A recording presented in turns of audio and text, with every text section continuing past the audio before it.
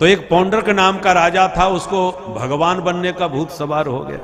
उसका मित्र था काशीराज, काशी नरेश। उसने कहा मित्र, जब तेरे को भगवान बनना ही है तो बन ही जाओ, मैं स्वयं तेरा पुजारी बन के तेरी पूजा करूंगा और बढ़िया तेरा प्रचार प्रसार करूंगा, पर जो चढ़ावा आएगा वो 50-50 मंजूर है। तो दोनों राजाओं के बीच में ठगबंधन हो गया। पौंड्रक ने क्या किया, 2 हाथ तो थे, 2 डुप्लीकेट फिट करवा लिए, शंख चक्र गदा पद्म बना लिए, गरुड़ भी बना लिया, और ऐसा गरुड़ बनाया कि उसके ऊपर उड़ के जाने लगा आकाश में, और खटका दबाता तो उंगली में सुदर्शन भी घूमने लग जाता, और बिल्कुल हूबहू डुप्लीकेट भगवान बन के तैयार। अब जैसे ही गरुड़ पर उड़ने लगा पौंड्रक, तो काशीराज इसका प्रचार करने लगा, देखो देखो वैकुंठनाथ भगवान महाराज पौंड्रक के रूप में अवतार लेकर के धराधाम पर आ रहे हैं, गरुड़ पर आरूढ़ होकर के। बोल पौंड्रक भगवान की। हम भक्तों का ये हाल है, चाहे जिसकी जय बुलवाए लो। पौंड्रक भगवान की भी जय जयकार होने लगी महाराज, नकली भगवान। अब जरा सोचिए, भगवान जब धराधाम पर विराजमान थे सशरीर, तब भी डुप्लीकेट भगवान बनने वाले तैयार थे उस समय, और पूजने लग गए थे। आज इस घोर कलयुग में 5-7 भगवान बन के घूमे, तो इसमें कौन आश्चर्य की बात है, ये पुरानी परंपरा है। इसलिए संसार बड़ा विचित्र है, यहाँ भगवान भी नकली होते हैं। इसलिए आंख बंद करके भरोसा नहीं करना चाहिए, सोच समझ करके ही भगवान का आश्रय लेना कि भगवान कौन पूज्य हैं, कौन अपूज्य हैं।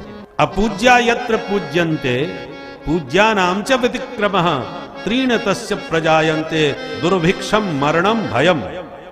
जो वास्तव में पूजनीय हैं उनकी पूजा न करके जो अपूज्य हैं उनकी जो पूजा करते हैं, वहां पर दुर्भिक्ष मृत्यु का भय हमेशा बना रहता है। इसलिए हर जगह पूज्य नहीं है, जो पूज्य हैं उनकी पूजा करो, उसके लिए सावधान रहो।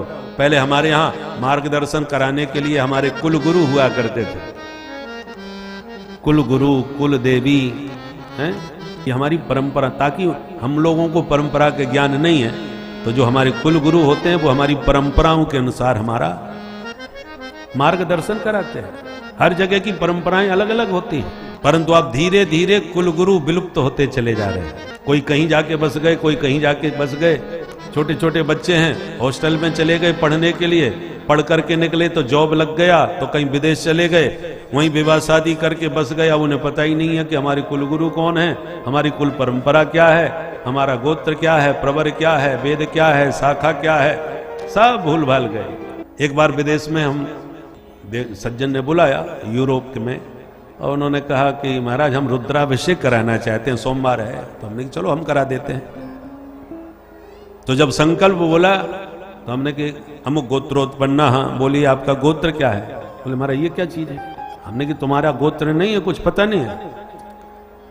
बोले महाराज हमको तो कुछ नहीं मालूम, हम इतना जानते हैं हम हिंदू हैं, बिहार से आए हुए हैं, हमारे 4 पीढ़ियां हो गई हैं यहाँ जन्म लेते हुए, 4 पीढ़ी पहले से हम भारत से आए हुए हैं। माँ की और ये गोत्र वोत्र तो हमें कुछ याद नहीं। हमने कि तो आपके जो ज्येष्ठ हों, आपसे बड़े हों, उनसे पूछ लो। तो उन्होंने बड़े भैया को फोन मिलाया, बड़े भैया आपको मालूम है अपना गोत्र क्या है? तो उन्होंने सोच समझ के कहा हाँ। उनसे कह दो पंडित जी से कि हमारा गोत्र है रामोतार। जब उन्होंने कहा कि महाराज हमारा गोत्र रामोतार है, हमने ये गोत्र हमने पहली बार सुना है भाई। गोत्र होता है ऋषियों के नाम से, ये रामोतार कौन सा गोत्र हो गया? तब दोबारा उनसे बात करी तो पता चला कि जो 4 पीढ़ी पहले आए थे वो रामोतार जी थे, हमारे पूर्वज जो भारत से यहाँ आए थे। तो उन्हीं का नाम हम गोत्र मान लेते हैं। हमने कहा ऐसे मनमुखी ढंग से गोत्र नहीं बनते।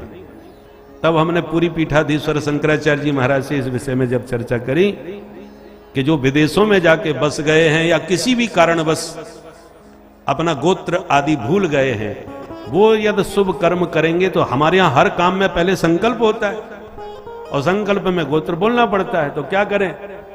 तब शंकराचार्य महाराज ने कहा कि ऐसे लोग कश्यप गोत्रोत्पन्न कह सकते हैं। जिनको अपने गोत्र का ज्ञान न हो वो संकल्प में कश्यप गोत्रोत्पन्न कह करके अपना संकल्प करें क्योंकि कश्यप जी की ही प्रायः सभी संतान हैं। बोलो जय सिया राम। जय सिया राम। तो कहने का तात्पर्य है कि धीरे धीरे सब विस्मृति हो जाती है। कुल गुरु के सानिध्य में रहोगे तो सब समझाते रहेंगे, बताते रहेंगे, कुल देवी, पर धीरे धीरे सब कुल परंपराएं विलुप्त होती जा रही हैं आज की जीवन शैली में। तो मैं निवेदन कर रहा था कि सब दुष्ट राजा जितने थे वो डरते थे तो केवल बलराम जी से। तो पौंड्रक ने जब भगवान बन करके अपने को पुजवाना चालू किया तो बड़ा चढ़ावा आने लगा महाराज। काशीराज ने कहा अभी थोड़ी कमी है। क्या कमी? सिर्फ इतनी है कि अभी आधा चढ़ावा द्वारकाधीश कृष्ण के हाथ में जा रहा है, वो भी भगवान है, इसलिए मैं नहीं चाहता कि वो भगवान बने। वो तो महाडरपोक है, तुम एक बार धमकी भरा पत्र लिख दो, वो डर के भाग जाएगा, सोई तुम्हारा सिक्का जम जाएगा, फिर पूरी धरती पर एकमात्र भगवान आप ही विराजमान होंगे, दूसरा कोई नहीं। बस मूर्ख और संघ दूसरों के फूकने से बचते हैं। इसकी बुद्धि में बात बैठ गई और इसने धमकी भरा पत्र भिजवा दिया। बोल बंसी वारे की जय। हमारे परम आत्मीय श्री अतुल जी महाराज हैं।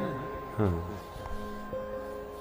बहुत सुंदर कथा व्यास अपनी वाणी से गोविंद के सरस गुणगणों की गंगा प्रवाहित कराने वाले हमारे परम प्रिय परम आत्मीय श्री अतुल जी पधारे हैं। हम उनका स्वागत अभिनंदन करते हैं। आइए विराजिए।